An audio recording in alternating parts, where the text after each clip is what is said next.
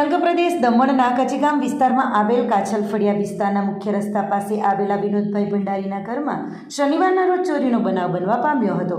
પરિવારના વિનોદભાઈ અને તેમના પત્ની નોકરી અર્થે મકાનને તાળું મારીને ગયા હતા, જે બાદ બપોરના સુમારે અજાણ્યા ચોર તસ્કરો ઘરના મુખ્ય દરવાજાનું તાળું તોડી ઘરમાં પ્રવેશી બેડરૂમના કબાટમાંથી સોના ચાંદીના દાગીના અને રોકડ રકમની ચોરી કરી ફરાર થઈ ગયા હતા।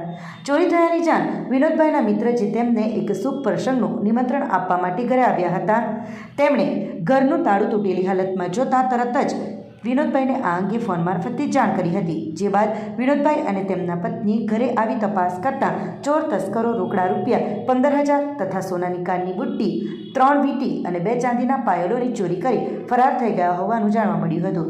ત્યારે આ જ વિસ્તારમાં 4 દિવસ બાદ ફરી અજાણ્યા ચોરે વધુ એક ઘરને નિશાન બનાવી ચોરી કરી હોવાનું સામે આવ્યું છે।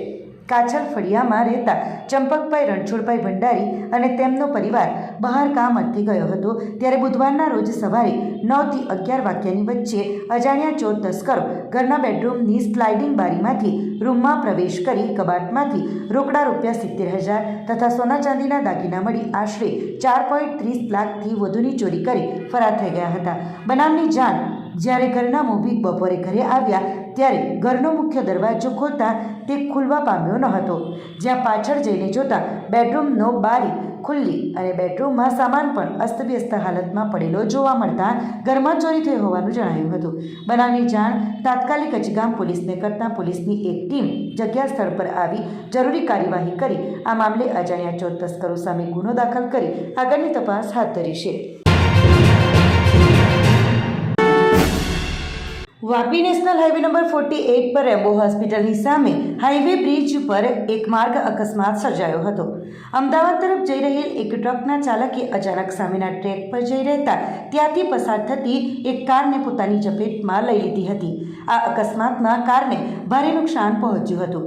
જોકે આ ગંભીર અકસ્માતને લઈને આસપાસથી પસાર થતા વાહન ચાલકોની સાથે રાહદારીઓમાં પણ અફરાતફરીનો માહોલ સર્જાયો હતો।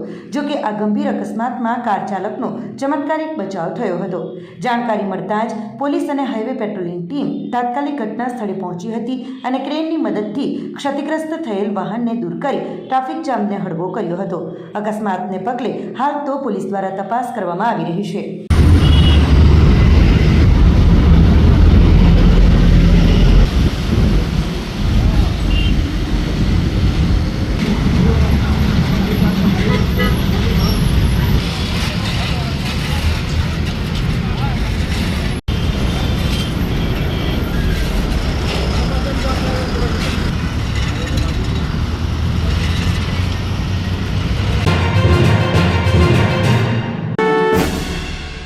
વલસાડમાં નવા ઓવરબ્રિજની કામગીરી દરમિયાન અકસ્માતની ઘટના સામે આવી છે, જ્યાં કામ ચાલી રહ્યું હતું તે સમયે મિક્સર મશીન પલટી મારી ગયું હતું।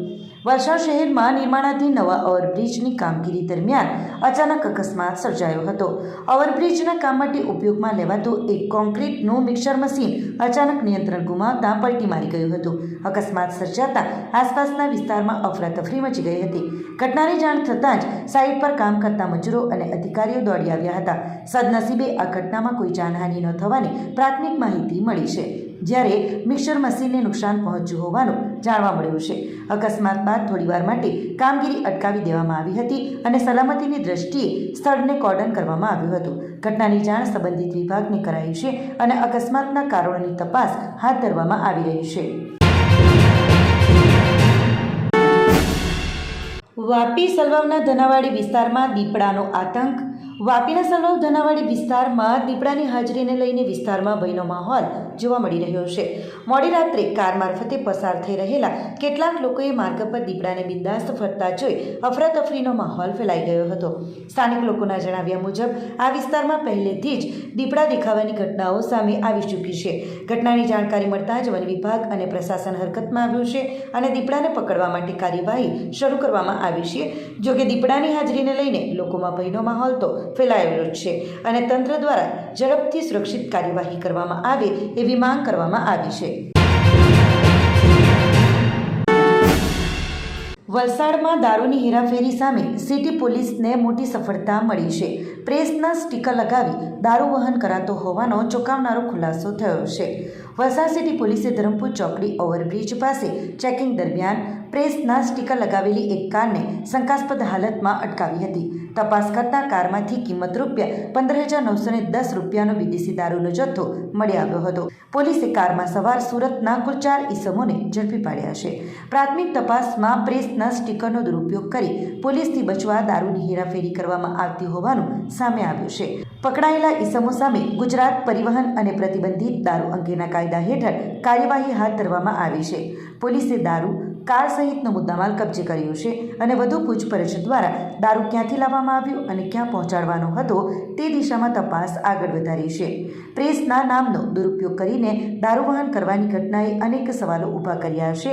ત્યારે વલસાડ પોલીસની સતર્કતાને કારણે મોટી ઘટના ટળી છે.